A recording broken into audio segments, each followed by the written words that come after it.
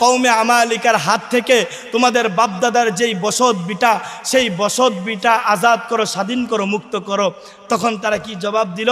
ইযহাব আনতা ওয়া রাব্বুকা ফাকাতিলা ইন্না হাহুনা কাঈদুন।